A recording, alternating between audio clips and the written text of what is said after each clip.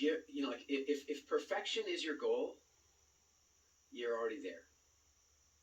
You are currently perfect. You are currently perfect, and your talk is currently perfect because everything that has happened up to now was meant to happen the way it was meant to happen. And everything you said up to now was what you were meant to say. You are currently perfect. You are the most statistically unlikely thing. Every single one of you is made up of stardust. Stardust. Every single one of you is perfect. You're already perfect. And you know, your father made 300 million sperm cells, and the one got through. And that happened for generation after generation. And the reason I'm saying this to you is that we sometimes forget that. We feel all imperfect all the time, and we do bad comparison. Comparison is not the destruction of your soul. Bad comparison is. When you look at Instagram, and some people say, oh, Instagram causes depression. No, it does not. The only way Instagram causes depression is if you have a lack mentality.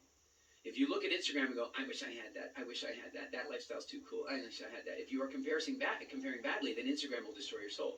But if you see Instagram as a bunch of winks from the universe saying, oh, that's a cool place to visit. Oh my God, that's a fun car. Oh, I celebrate their success. It changes everything. And so I want to say to you that let go of the idea of perfection, because when you share something, you're going to be sharing the very best thing that you could have shared in that moment. And the most vulnerable thing in the world you could do is admit later that you were wrong. And I will tell you, I have been wrong.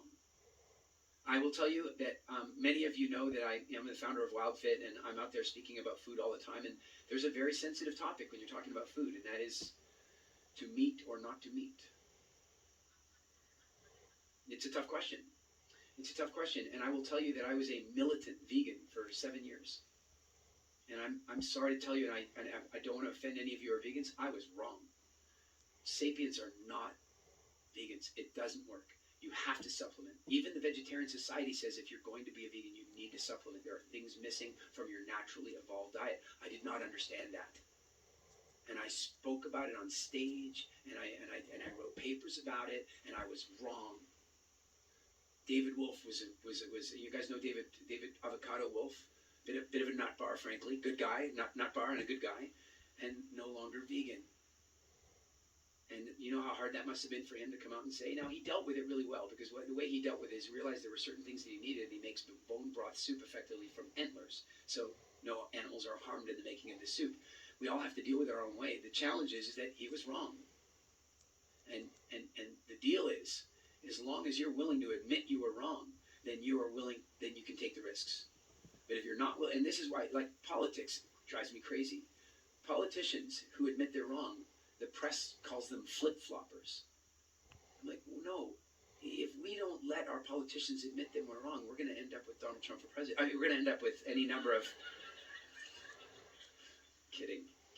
So I hope that helps. The main issue is recognize that, like, here's a crazy thing. What did doctors of today think of medical practice 100 years ago? Quackery. I mean, insanity. What do you think doctors 100 years from now are going to look at what doctors are doing today? Well, I'll tell you one thing. 100 years from now, doctors are going to go, you were practicing medicine without studying food? What the hell were you thinking? What the hell were you thinking? That you thought you could fix the frame and not worry about the nutrition and the hydration and the toxicity? And what the hell were you thinking? And so we just, at any given level of evolution of our knowledge, we're going to be wrong.